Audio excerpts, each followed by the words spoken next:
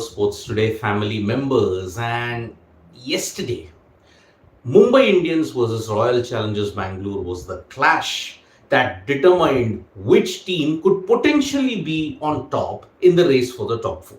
Why am I saying that? Because the team that could have won or lost yesterday in the game could have made massive gains or massive losses, and that's exactly what happened. Mumbai Indians put on a brilliant display, and that is why they are now third in the points table. RCB, on the other hand, they have now slipped to seventh in the points table. And looking at the fixtures ahead for RCB, one is against Rajasthan Royals, the other is against Sunrisers Hyderabad, and the last encounter is against the Gujarat Titans at home. Basically, now RCB are on a banana skin.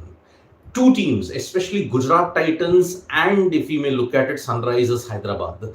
These two teams have always hurt Royal Challengers Bangalore in the last stages, especially. And it's not going to get any easier for Royal Challengers Bangalore. And one of the key reasons behind Bangalore's defeat yesterday was the bowling.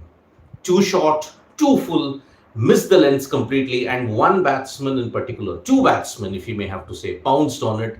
That was Sky. One was Sky and the other was Uttarakhand's Nehal Vadera. Now, Suryakumar Yadav heading into this IPL was in very poor form. I mean, 3 consecutive golden ducks against Australia, plus he had fallen for a golden duck against Delhi Capitals. The first half of the IPL was a nightmare for Suryakumar Yadav. But at this point in time, now in 6 matches, in the last 6 games, Suryakumar Yadav has scored 4 50s. This 50, 83 of 35 balls, after a rather subdued start in the power play, he managed to ensure that in the middle overs, he just was on a different level altogether. It felt as if he was playing like a computer. 4-6, 4-6, 7 fours and 6 sixes in that knock. And that means 83 out of that 83 runs, he got nearly 64 runs in boundaries alone. 6 sixes and 7 fours. Man, if that guy gets in form, he is one of the best in the business at this point in time. Nehal Vadera also, the last couple of games that we've seen, one against Gujarat, the other against Chennai Super Kings, and now against Royal Challengers Bangalore. Nehal Vadera is one of the upcoming talents that's there in the Mumbai Indians team, along with Tilak Verma. So, Mumbai Indians, credit to them, they have given their kudos. I mean, they have ensured that there is a good supply line when it comes to the domestic talent. Nehal Vadera is proof, Tilak Verma is proof. So, that is why now it is going to be a very interesting phase when you see these 3 individuals, Nehal Vadera, Suryakumar Yadav and Tilak Verma, when they fire in unison, Mumbai's middle order is absolutely potent. Then you had Tim David and Cameron Green in that as well. Now, when the match ended, 200 was chased down in just 16.3 overs. This was the 3rd time that Mumbai Indians had chased down a target of 200 in a single season, which is the most ever in the history of the IPL. Punjab Kings and Chennai Super Kings had chased down 200 plus totals twice in a season. Now Mumbai Indians have shown that if they know what is the target in front of them, they will be absolutely unstoppable. The same is with Gujarat Titans at this point. Gujarat and Mumbai, whichever team bats first, they are kind of wobbly. But Gujarat Titans is an exception. They always do well even when they bat first as well. But while chasing, Gujarat Titans are simply magnificent. The same seems to be true for the Mumbai Indians. 200 plus totals 3 times. They really know how to pace their innings together. So, congratulations to the Mumbai Indians for a fantastic show. RCB, lot of questions have to be asked now because they are bowling, which look to be the stronger suit, is letting them down in a big, big way. Wanindu Hasranga went for runs. Josh Hazelwood went for runs. Mohammad Siraj went for runs. The top order, unfortunately, it's only the KGF duo who are doing it. The trio rather. But unfortunately, Kohli failed yesterday, 1 of 4. And that once again saw plenty of Rohit versus Virat debates. Rohit may have trumped Virat in this contest, MI versus RCB. But yet again, if one fails, then the other two have a lot to do. And Maxwell surprisingly played a very good knock yesterday, Faf continuing his brilliant consistency. But the unfortunate part is 3 batsmen alone just cannot take the entire team to the title. That's the bitter fact that RCB will have to finally realize. For far too long, for this entire decade, if we may have to look at it, RCB have been reliant on only 2 or 3 players that have continued to push the team along. They have just continued to ensure that we somehow get to the playoffs. It seems that the playoff is the ultimate goal for RCB, not the title. So now they have 3 very difficult encounters. One is against Rajasthan Royals at the Savai Mansingh Stadium. The other is against Sunrisers Hyderabad. And the third encounter, which will be at home, is against the defending champions Gujarat Titans. So unfortunately now their task is not going to get any easier. Mumbai, on the other hand, their next game is against the Gujarat Titans. And that could make or break their playoff chances. Because remember, if they beat the Gujarat Titans, then they can get to 14 points. And if Chennai win their remaining games and Gujarat wins one more game, then 3 spots are locked in. As usual, the battle for the 4th spot will be fought between KKR, Punjab Kings, RCB. That will be the way how it goes. So outside chances, even Sunrisers Hyderabad have an outside chance, but it seems to be very, very difficult at this point in time. So Mumbai Indians versus Royal Challengers Bangalore.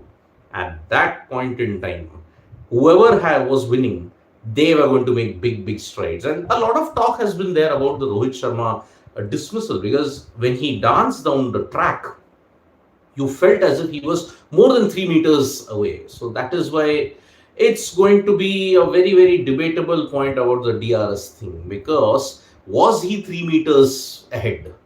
And yet again, it was a judgment call. It is yet again the final word when it comes to the umpire. It rests with the on-field umpire.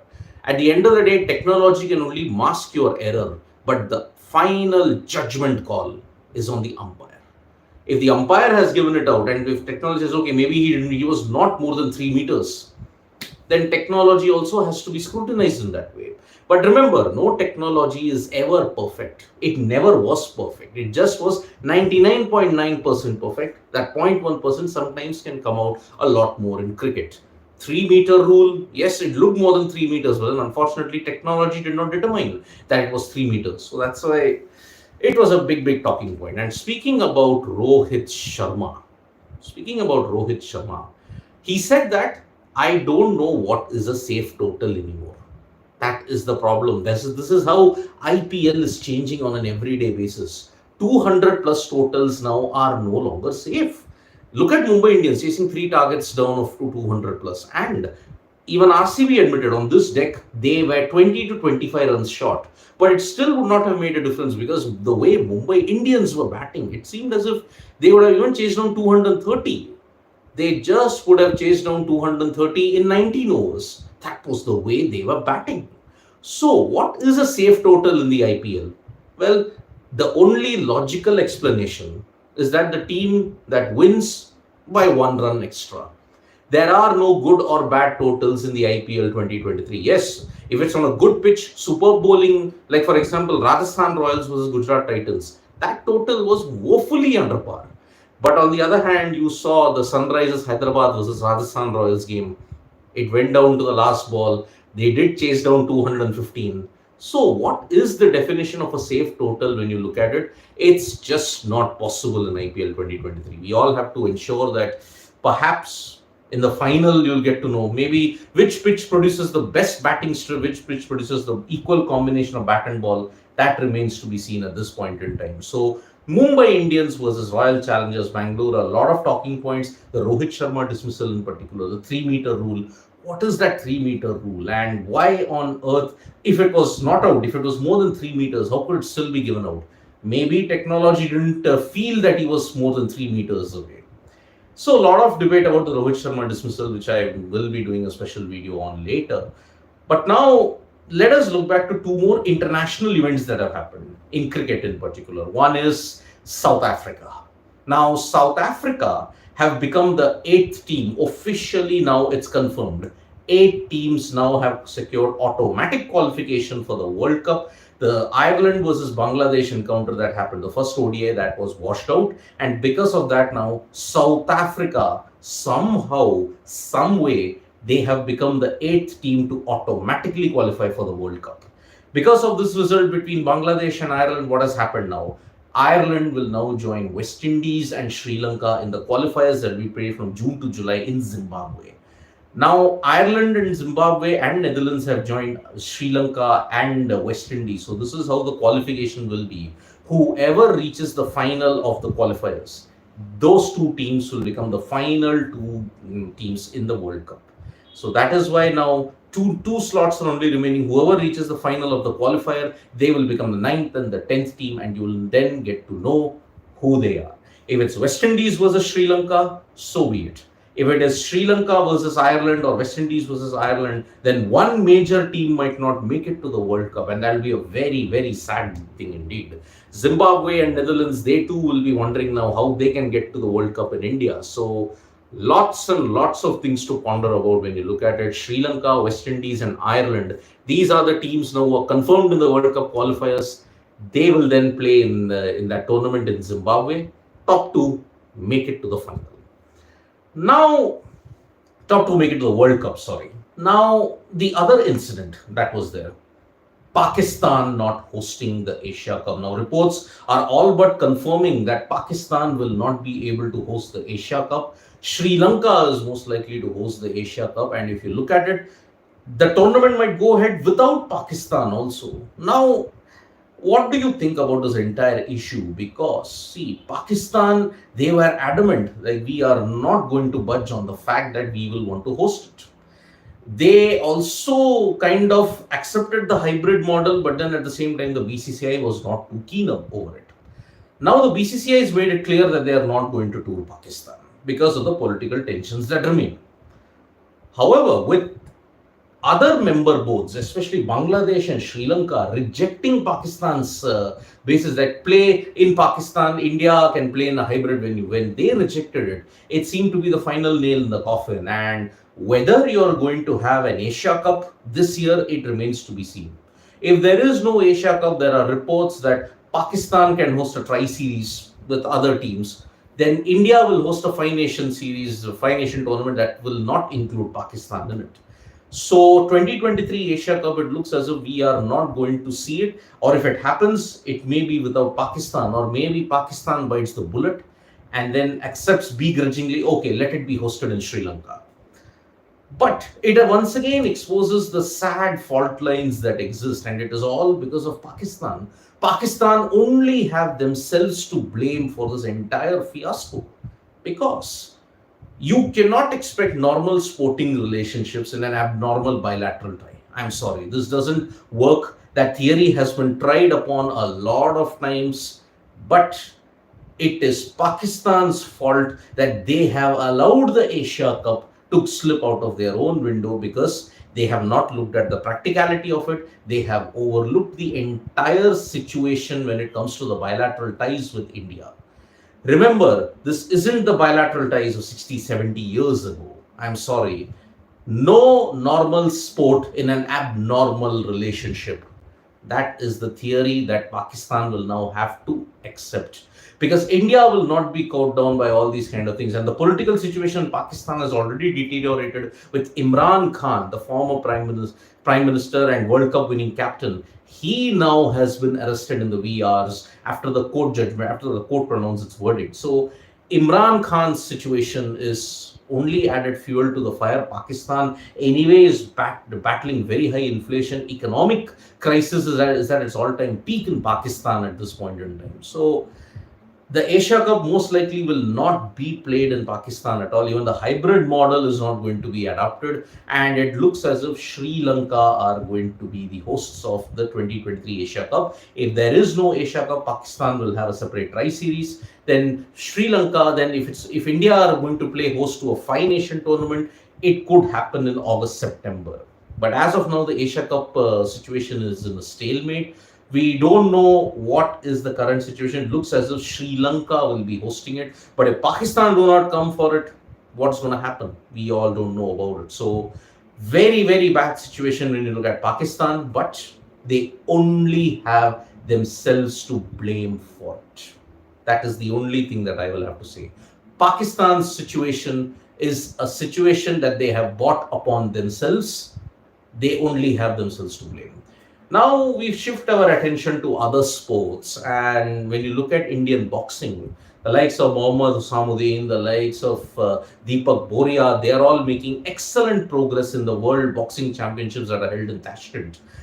The Indian boxers are well on their way to ensuring that they get several medals in this tournament. And remember, if you win a medal at this point of the World Boxing Championships, it goes a long way in ensuring that you're in a good frame of mind heading into the Asian Games. Because remember, the women's boxing championships was not part of the Olympic qualifiers. So they will have to do well in all the other subsequent world meets as well as in the Asian Games to ensure that they can get the ticket to Paris at this point in time. Then you look at it, the Serie A title race is all but over. We are now looking at who the other 2-3 teams will be in the top three. So that action has intensified at this point in time. As we build up to the end of the domestic football season now, May 19th is the next phase of the UEFA Champions League semi-finals. And it'll be really interesting to see how the teams cope up with it, because Manchester City, remember, they're the only Premier League club that can realistically hope for a treble: FA Cup, Champions League, and the Premier League. These three are going to be there for Manchester City for the taking. They can spectacularly squander it, or they can win all three in a glamorous way. So Manchester City are really ensuring that they have all their aces up their sleeve. So today's game is between Chennai Super Kings and the Delhi Capitals. And remember, this is a part of a back-to-back situation. Chennai will play Kolkata at home, and then they will play their last league game against the Delhi Capitals at the Arun Jaitley Stadium. So if Chennai win this encounter, they also are all but certain to make it to the playoffs. Because remember, 15, if they win today, they get to 15. If they win one more, 17, no one can catch them. So that is the situation at this point in time, because most of the other teams can at best get to 16. So Chennai need to win at least 2 games, and it begins today. If they beat Delhi Capitals, well, then they can ensure that they will be one step closer. Gujarat, if they win against Mumbai Indians, they will be assured of a spot in the top four. So Gujarat and Chennai have a great chance to seal their playoff spots this week itself. Because remember, Chennai's next game after the Delhi clashes against the Kolkata Knight Riders, who themselves are looking to go into the top four. But it is not going to be easy, because Kolkata Knight Riders play at the MA Chidambaram Stadium. And Chepauk has been a fortress, although Chennai have lost 2 games there. Kolkata Knight Riders will be hoping that they can upset Chennai Super Kings and stay in contention for that playoff spot. So it's all on the line even now. Gujarat Titans and Chennai Super Kings are very much in the fray, but it all depends now how the other teams back up, because now slip-ups will be a lot more common. Lucknow Super Giants, if they win 1 or 2 encounters, then they too are in the fray. So Rajasthan Royals are in a very bad situation. They need to win their remaining 3 games. If they don't, they are eliminated from the playoff race as well. So lots of action coming up today. It is going to be Delhi Capitals versus the Chennai Super Kings. Let's hope that Delhi Capitals can once again play party poopers, and that Chennai Super Kings, if they do it in a very clinical way. So thank you so much, folks, for joining us for this live. We'll be back with more updates on sports today. Tap that bell icon so you know when we go live. And don't forget, we're on Facebook, Twitter, and Instagram as well. Bye-bye.